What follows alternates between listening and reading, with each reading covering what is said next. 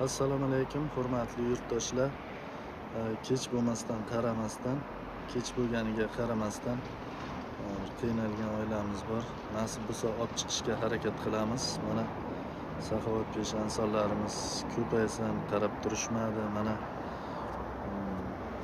osh tarilka, konfet tarilka, qoshiq, vilka sharoit qilib berishdilar. Rahmat shularga. Umri uzoq bo'lsin. Lekin olib borgan joyimiz ham rosa duo qilyapti-da. Saxovatpesha insonlarimiz ko'p bo'lsin, umri uzoq bo'lsin, rizqi but bo'lsin deyaptilar-da. Hammalaringizdan Alloh rozi bo'lsin. Mayda chuyda qilib mana olib boryapmiz hozir. Sharoit. Hammalaringizga katta rahmat. Ehsonni mukofoti ehsonda. Qiynalgan miskin oila ekan. Video qilmang deyapti-da uy egasi. Mayli dedim.